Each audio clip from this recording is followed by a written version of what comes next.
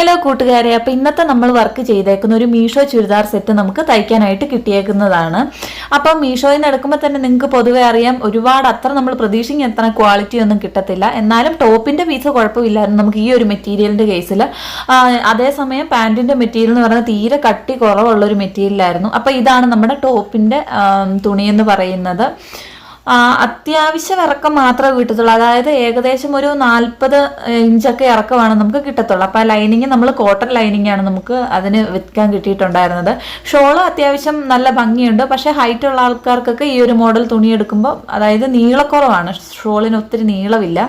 ഇതാണ് പാൻറ്റിൻ്റെ തുണി എന്ന് പറയുന്നത്. തീരെ കട്ടിയില്ലാത്തൊരു തുണിയാണ്. പെട്ടെന്ന് നമ്മൾ സൂക്ഷിച്ച് തയ്ച്ചില്ലെങ്കിൽ പോലും അത് പിഞ്ചിപ്പോകാനും കീറിപ്പോകാനൊക്കെ ചാൻസ് കൂടുതലാണ്. അപ്പം നമ്മൾ ആദ്യമേ തന്നെ ലൈനിങ്ങിലാണ് അടയാളപ്പെടുത്തുന്നത്. നമ്മൾ ഡീറ്റെയിൽ വീഡിയോ കാണിക്കുന്നില്ല. അപ്പോൾ ആദ്യമേ തന്നെ നമ്മൾ അളവ് ബുക്ക് എടുത്തതിന് ശേഷം ആ ചേച്ചിയുടെ അളവ് തപ്പുവാണ്. കാരണം കുറേ ആയി നമുക്ക് സ്ലിറ്റഡ് ടോപ്പ് ആ ചേച്ചി തയ്ക്കാൻ തന്നിട്ട്. കാരണം അംബ്രല്ല ഫ്രോക്കൊക്കെയാണ് സ്റ്റിച്ച് ചെയ്തിട്ടുണ്ടായിരുന്നത്. അങ്ങനെ നമ്മൾ അളവെല്ലാം കണ്ടുപിടിച്ചതിന് ശേഷം ഓരോ അളവ് നമ്മളെടുത്ത് ചെയ്യുന്നത്. അതുപോലെ തന്നെ പറയാനുള്ളൊരു കാര്യം എന്താണെന്ന് വെച്ചിട്ടുണ്ടെങ്കിൽ, നമ്മൾ ഏതളവാണെങ്കിലും നിങ്ങൾ എക്സ്ട്രാ നമ്മൾ 2 ഇഞ്ച് കൂട്ടിയിട്ട്, അത് എല്ലാ തവണയും പറയുന്നതാണ്. അപ്പോൾ ഇതിൽ ഞാൻ പറയുന്നതാണ്, എത്ര അളവാണ് നമ്മൾ എടുക്കുന്നതെങ്കിലും അതിൻ്റെ കൂടെ എക്സ്ട്രാ ഒരു 2 ഇഞ്ച് കൂടിപ്പോയാൽ 2 ഇഞ്ച്, അതിൽ കൂടുതലൊന്നും എടുക്കണ്ട, 2 ഇഞ്ച് കൂട്ടിയിട്ട് തയ്ക്കണം. അത് തുടക്കക്കാർക്കാണ് പ്രത്യേകമായിട്ട് ശ്രദ്ധിക്കേണ്ട ഒരു കാര്യം. പിന്നെ കഴുത്ത് നമ്മളിവിടെ ക്യാൻവാസിലാണ് ചെയ്യുന്നത്. അതുപോലെ തന്നെ പറഞ്ഞിട്ടുണ്ടായിരുന്ന ഒരു കാര്യം എന്താണെന്ന് വെച്ചിട്ടുണ്ടെങ്കിൽ, കഴുത്തെന്ന് പറയുന്നത് ഫ്രണ്ടും ബാക്കും റൗണ്ട് നെക്ക് ചെയ്യാനാണ് പറഞ്ഞിട്ടുണ്ടായിരുന്നത്. അപ്പോൾ സ്ലീവിൻ്റെ ഇറക്കം നമുക്ക് കിട്ടിയ മെറ്റീരിയലിൽ 12 ഇഞ്ചാണ് ഇറക്കം ഉണ്ടായിരുന്നത്. അപ്പോൾ ആ ഒരു അളവിൽ തന്നെ ഞാൻ ലൈനിങ് കട്ട് ചെയ്തു. പക്ഷേ എന്താ പറ്റിയെന്ന് വെച്ചിട്ടുണ്ടെങ്കിൽ, നമ്മൾ നല്ല തുണിയിൽ ലൈനിങ് കട്ട് ചെയ്തെടുത്തതിന് ശേഷം നമ്മളത് നല്ല തുണിയിൽ വെച്ച് കട്ട് ചെയ്തപ്പോൾ തുണി കുറച്ച് കൂടുതൽ കിട്ടി. അതായത് സ്ലീവിൻ്റെ ഭാഗത്ത് വെക്കാൻ കുറച്ച് കൂടുതൽ തുണി കിട്ടിയിട്ടുണ്ടായിരുന്നു. അങ്ങനെ വന്നപ്പോഴത്തേക്ക് സ്ലീവിൻ്റെ ഇറക്കം കുറച്ച് കൂടുതൽ നമുക്ക് കിട്ടി. അങ്ങനെ വന്നപ്പോഴത്തേക്ക് നമ്മുടെ ലൈനിങ്ങിന് ഇറക്കക്കുറവും അതുപോലെ തന്നെ നല്ല തുണിക്ക് ഇറക്കം കൂട്ടിയുമാണ് ഞാൻ കട്ട് ചെയ്യുന്നത്. പിന്നെ ഞാൻ വീണ്ടും ലൈനിങ്ങിന് എക്സ്ട്രാ നമ്മൾ തുണി കട്ട് ചെയ്ത് ലൈനിങ്ങുമായിട്ട് കൂട്ടി അടിച്ചതിന് ശേഷമാണ് നമ്മൾ നല്ല തുണിയായിട്ട് അടിച്ചു മറിച്ചെടുത്തേക്കുന്നത്. അപ്പം ഈ ഒരു തുണി എന്ന് പറഞ്ഞാൽ ട്രാൻസ്പെറൻ്റ് ആയിട്ടുള്ള തുണിക്ക് നമ്മൾ ലൈനിങ് കൂട്ടി പിടിപ്പിച്ചിട്ടുണ്ടെങ്കിൽ അത് അറിയാൻ പറ്റും. അപ്പോൾ ഈ ഒരു മോഡൽ തുണിക്ക് ട്രാൻസ്പെറൻ്റ് അല്ലാത്ത കൊണ്ട് തന്നെ നമ്മൾ ലൈനിങ് എക്സ്ട്രാ പിടിപ്പിച്ചിട്ടുണ്ടെങ്കിലും അത് അറിയത്തില്ല. അപ്പോൾ ആദ്യമേ നല്ല തുണിയിൽ കട്ട് ചെയ്താൽ മതിയായിരുന്നു എന്ന് പിന്നെ എനിക്ക് തോന്നി. പിന്നെ പറഞ്ഞിട്ട് കാര്യമില്ലല്ലോ, ഇപ്പം കട്ട് ചെയ്ത സാധനം വീണ്ടും നമുക്ക് ഒട്ടിച്ച് വെക്കാൻ പറ്റത്തില്ല, കൂട്ടി സ്റ്റിച്ച് ചെയ്യാനാണ് പറ്റത്തുള്ളൂ. അപ്പോൾ ഇതിൽ നിങ്ങൾക്ക് കാണാൻ പറ്റുന്നുണ്ട്, സ്ലീവിന് നമുക്ക് കുറച്ചും കൂടി ഇറക്കം കിട്ടുന്നുണ്ട്. അപ്പോൾ ആദ്യമേ നമ്മൾ ചേച്ചി പറഞ്ഞത് നമുക്ക് തുണി എത്രയാണോ ഉള്ളത് ആ ഒരു ഇതിൽ വെക്കാനാണ്. അപ്പോൾ നമ്മളത് നോക്കിയപ്പോഴത്തേക്ക് 12 ഇഞ്ചാണ് ഉണ്ടായിരുന്നത്. പക്ഷേ ചേച്ചിയുടെ സൈസ് കുറച്ച് കുറവായതുകൊണ്ട് തന്നെ നമുക്ക് ബോഡി പാർട്ട് കട്ട് ചെയ്ത് മിച്ചം തുണി നോക്കിയപ്പോൾ സ്ലീവിന് ഇറക്കം ഉണ്ടായിരുന്നു. അതുകൊണ്ട് തന്നെ നമുക്ക് എത്രയാണോ സ്ലീവിൻ്റെ ഇറക്കം കിട്ടിയത് ആ ഒരു ഇറക്കം തന്നെ നമ്മൾ വെച്ച് കൊടുക്കുകയാണ് ചെയ്യുന്നത്. അപ്പം നമ്മൾ ക്യാൻവാസിലാണ് നെക്ക് കട്ട് ചെയ്യുന്നത്. അപ്പം നമ്മൾ നെക്ക് റൗണ്ട് നെക്കാന്ന് പറഞ്ഞു. എക്സ്ട്രാ ആയിട്ട് നമ്മൾ 1 ഇഞ്ചാണ് എടുത്തേക്കുന്നത്. അപ്പം ഇതുപോലെ ക്യാൻവാസിലൊക്കെ കട്ട് ചെയ്യുമ്പോൾ 1 ഇഞ്ച് 1/2 ഇഞ്ചൊക്കെ എടുത്താൽ മതിയായിരിക്കും. അതിൽ കൂടുതലൊന്നും എടുക്കണ്ട, കാരണം തുണി വെറുതെ അതായത് ക്യാൻവാസ് ഷീറ്റ് വെറുതെ വേസ്റ്റ് ആകത്തുള്ളൂ. ഫ്രണ്ടിലും ബാക്കിലും നമ്മൾ ഒരുപോലെ തന്നെയാണ് റൗണ്ട് നെക്ക്. അതുപോലെ ഇറക്കത്തിൽ മാത്രമേ വ്യത്യാസമുള്ളൂ. വിരിവ് നമ്മൾ 3.5 ഇഞ്ചാണ് ഫ്രണ്ടിലും ബാക്കിലും വെച്ച് കൊടുക്കുന്നത്. അപ്പം ഈ തവണ നമ്മൾ പേന വെച്ചാണ് മാർക്ക് ചെയ്യുന്നത്. ഇന്ന് നമ്മൾ ചോക്ക് വെച്ചാണ് മാർക്ക് ചെയ്യുന്നത്. എനിക്ക് ഒന്ന് കമ്പയർ ചെയ്യുമ്പോഴത്തേക്ക് കുറച്ചും കൂടെ നല്ലത് പേന വെച്ച് മാർക്ക് ചെയ്യുന്നതായിരിക്കും. ഇനി നമ്മൾ അടുത്തത് പാൻറ്റാണ് സ്റ്റിച്ച് ചെയ്യാൻ പോകുന്നത്. അപ്പോൾ ആദ്യമേ നമ്മൾ ബെൽറ്റാണ് മാർക്ക് ചെയ്തേക്കുന്നത്. അതിനുശേഷം ഇറക്കമൊക്കെ മാർക്ക് ചെയ്തേക്കുന്നു. സിഗരറ്റ് പാൻറ്റാണ് നമ്മൾ സ്റ്റിച്ച് ചെയ്യുന്നത്. അപ്പം ഈ ഒരു തുണിക്ക് സിഗരറ്റ് പാൻറ്റ് അത്ര പെർഫെക്റ്റ് ആയിട്ട് കിട്ടത്തില്ല, എന്നാലും നമ്മൾ തയ്ച്ച് എടുത്തിട്ടുണ്ട്. കാരണം തുണിക്ക് തീരെ കട്ടിയില്ല. പെട്ടെന്ന് നമ്മൾ സൂക്ഷിച്ച് ഹാൻഡിൽ ചെയ്തില്ലെങ്കിൽ പെട്ടെന്ന് തന്നെ കീറിപ്പോകാനുള്ള ചാൻസസ് ഉണ്ട്.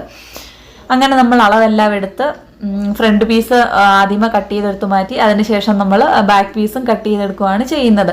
പിന്നെ വേസ്റ്റിൻ്റെ സൈഡിൽ നമ്മൾ ഇലാസ്റ്റിക്കാണ്, ഫ്രണ്ടിലും ബാക്കിലും ഇലാസ്റ്റിക് വരുന്ന രീതിയിലാണ് ചെയ്തേക്കുന്നത്. കാരണം ഇലാസ്റ്റിക് വെക്കണമെന്നാണ് പറഞ്ഞിട്ടുണ്ടായിരുന്നത് ചേച്ചി. അപ്പോൾ ആ ഒരു ഇതിൽ തന്നെ നമ്മൾ ഇലാസ്റ്റിക് വെച്ചാണ് ചെയ്തേക്കുന്നത്. അതുപോലെ തന്നെ പാൻറ്റിൻ്റെ അടിയിൽ ഒരു പടി പോലെ വന്നിട്ട് സ്ലിറ്റും വേണമെന്നാണ് പറഞ്ഞിട്ടുണ്ടായിരുന്നത്. അങ്ങനെ നമ്മൾ സ്ലിറ്റൊക്കെ വെച്ചാണ് നമ്മൾ പാൻറ്റിനും ചെയ്തിട്ടുണ്ടായിരുന്നത്. അപ്പോൾ ഈ തരത്തിലുള്ള പാൻറ്റിൻ്റെ സ്റ്റിച്ചിങ് വീഡിയോ നമ്മൾ ഇതിനു മുൻപ് ഇട്ടിട്ടുണ്ട്. അതുകൊണ്ടാണ് ഞാൻ ഡീറ്റെയിൽ ആയിട്ട് കാണിക്കാത്തത്. ഇനി ആർക്കെങ്കിലും വേണമെന്നുണ്ടെങ്കിൽ പറഞ്ഞാൽ മതി, നമ്മളത് വീണ്ടും അടുത്തൊരു വീഡിയോ ആയിട്ട് ചെയ്ത് നിങ്ങൾക്ക് തരുന്നതാണ്. അതുപോലെ തന്നെ ഫീഡിങ് ടോപ്പ് ചെയ്യണമെന്നും അതുപോലെ തന്നെ കോളർ കുർത്തി ചെയ്യണമെന്നൊക്കെ നമുക്ക് കമൻ്റ് ഉണ്ടായിരുന്നു. അത് നമ്മൾ ഉടനെ തന്നെ ചെയ്യുന്നതാണ്. കാരണം നമുക്ക് അത്യാവശ്യം തയ്ച്ചു കൊടുക്കേണ്ടതൊക്കെ ഉള്ളത് കൊണ്ടാണ് നമ്മൾ അത് ആദ്യമേ തയ്ച്ചു കൊടുത്തതിന് ശേഷം ബാക്കി ചെയ്യാമെന്ന് വിചാരിക്കുന്നത്. കാരണം കസ്റ്റമർ പറഞ്ഞ സമയത്തിനുള്ളിൽ നമ്മൾ തയ്ച്ചു കൊടുത്തില്ലെങ്കിൽ വീണ്ടും നമുക്ക് സ്റ്റിച്ചിങ് കിട്ടത്തില്ല. അതുകൊണ്ട് നമ്മൾ അവർക്ക് ഫസ്റ്റ് പ്രയോറിറ്റി കൊടുത്തതിന് ശേഷം ബാക്കി മാത്രമാണ് ബാക്കി എനിക്ക് വേണ്ടിയിട്ട് ഇല്ല അനിയത്തിമാർക്ക് വേണ്ടിയിട്ടൊക്കെ ചെയ്യാൻ പറ്റത്തുള്ളൂ. അപ്പം ഞാൻ കരുതി ആദ്യമേ നമുക്ക് കൊടുക്കാനുള്ളതൊക്കെ തയ്ച്ചു കൊടുക്കുവാണെങ്കിൽ പിന്നെ ടെൻഷൻ ഇല്ലാതെ നമുക്ക് നമ്മുടെ ഇഷ്ടത്തിന് എന്താണെന്ന് വെച്ചാൽ തയ്ക്കാൻ പറ്റുമല്ലോ. അതുകൊണ്ട് തന്നെ നമ്മൾ ആദ്യമേ എത്ര തിരക്കുണ്ടെങ്കിലും ഞാൻ കസ്റ്റമർക്ക് തയ്ച്ചു കൊടുത്തതിന് ശേഷം ബാക്കി നമ്മൾ പണിയിലോട്ടൊക്കെ കിടക്കത്തുള്ളൂ. എങ്ങനെ ഇരുന്നാലും ഒരു വീട്ടമ്മയാണ്. അപ്പം നമുക്ക് വീട്ടിലെ പണി ചെയ്യണം, അതുപോലെ തന്നെ കുഞ്ഞിനെ നോക്കണം. അതിൻ്റെ കൂടെ തന്നെയാണ് ഞാൻ സ്റ്റിച്ചിങ് കൊണ്ടുപോകുന്നത്. കാരണം നമ്മൾ തനിയെ ഇരിക്കുമ്പോൾ നമുക്ക് സ്വന്തമായിട്ടൊരു വരുമാനം ഉണ്ടെങ്കിൽ അതിലും വലിയൊരു കാര്യമൊന്നും ഇല്ലല്ലോ. കാരണം മറ്റുള്ളവരുടെ മുന്നിൽ കൈ നീട്ടുന്നതിലും എത്ര നല്ലതാണ് നമ്മൾ സ്വന്തമായിട്ട്. അത് 10 രൂപയെങ്കിൽ 10 രൂപ അതിൽ നിന്ന് നമ്മൾ ഉണ്ടാക്കിയത് നമ്മുടെ സ്വന്തം അധ്വാനത്തിലൂടെ കിട്ടിയതല്ലേ എന്ന് ഓർക്കുമ്പോൾ നമുക്കൊരു സന്തോഷമുണ്ട്. അതുകൊണ്ട് തന്നെ നമ്മൾ എത്ര സമയമില്ലെങ്കിലും ഉള്ള സമയമൊക്കെ വെച്ച് തന്നെ നമ്മൾ സ്റ്റിച്ചിങ്ങും വീട്ടുകാരിയും കുഞ്ഞിനെ നോട്ടം എല്ലാം നമ്മൾ ഒരുപോലെ തന്നെ മുമ്പോട്ട് കൊണ്ടുപോകുന്നത്. അപ്പം ഈ ഒരു രീതിയിൽ ഒരുപാട് വീട്ടമ്മമാർ കാണും, ജോലിക്കൊന്നും പോകാൻ പറ്റിയല്ല, ചിലപ്പോൾ കുഞ്ഞുങ്ങളെയൊക്കെ നോക്കിയിരിക്കുന്ന. നമ്മളെ കൊണ്ട് പറ്റുന്ന എന്തായാലും അത് സ്റ്റിച്ചിങ് തന്നെയല്ല, എന്തേലും ആയിക്കോട്ടെ ഒരു ചെറിയൊരു സ്വയം തൊഴിൽ നമുക്കുണ്ടെങ്കിൽ അത് വലിയൊരു കാര്യമാണ്. കാരണം നമുക്ക് നമ്മുടെ കയ്യിൽ ഒരു പൈസ നമ്മുടെ മക്കൾക്കാണെങ്കിലും എന്തെങ്കിലും വാങ്ങിക്കൊടുക്കാനൊക്കെ പറ്റുവാണെങ്കിൽ അതിൽ പരം വലിയ കാര്യമില്ലല്ലോ. മറ്റൊരാളോട് നമുക്ക് എന്തെങ്കിലും വാങ്ങണമെങ്കിൽ അത് നമ്മൾ പറയണം, എനിക്കിത് വാങ്ങണം, അതിനുവേണ്ടി ഇന്ന പൈസ വേണം എന്നുള്ളതൊക്കെ. അപ്പൊ സ്വന്തമായിട്ട് നമുക്ക് പൈസ ഉണ്ടെങ്കിൽ ആരുടെ മുന്നിൽ കൈ നീട്ടേണ്ട ഒരു ആവശ്യമില്ല. അപ്പൊ എന്തായാലും കൊണ്ട് പറ്റുന്ന ഒരു ജോലി ചെയ്യണം എന്നാണ് എൻ്റെ ഒരു അഭിപ്രായം. അങ്ങനെ നമ്മൾ സ്റ്റിച്ചിങ് എന്ന് പറഞ്ഞ് വിട്ടുപോയിട്ടുണ്ട്. അപ്പൊ നമ്മൾ സ്ലീവിലൊക്കെ ലൈനിങ് വെച്ചാണ് ചെയ്യുന്നത്.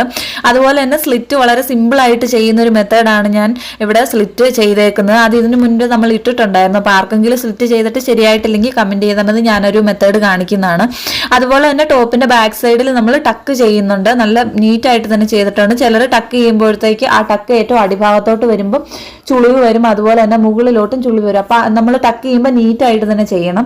അപ്പൊ ഇതാണ് നമ്മുടെ ടോപ്പിന്റെ പാന്റിന്റെ ഫൈനൽ ലുക്ക് എന്ന് പറയുന്നത്. തയ്ച്ചെടുത്തപ്പോൾ ഇതാണ് നമ്മുടെ സ്ലീവിന്റെ ഇറക്കം എന്ന് പറയുന്നത്. അപ്പം സ്ലിറ്റ് ഒക്കെ നമുക്ക് നല്ല പെർഫെക്റ്റ് ആയിട്ട് തന്നെ കിട്ടിയിട്ടുണ്ട്. അപ്പൊ ഈ ഒരു മോഡൽ സ്ലിറ്റ് ചെയ്യുവാണെങ്കിൽ നിങ്ങൾക്ക് നല്ല നീറ്റ് ആയിട്ട് കിട്ടും. അതുപോലെ തന്നെ സിമ്പിൾ ആണ് ചെയ്യാനായിട്ട്. അതായത് ചിലർക്ക് സ്ലിറ്റ് ചെയ്യുമ്പോൾ കറക്റ്റ് ആയിട്ട് കിട്ടുന്നില്ല എന്ന് പറഞ്ഞ് ഒരുപാട് പേര് പറഞ്ഞിട്ടുണ്ട്.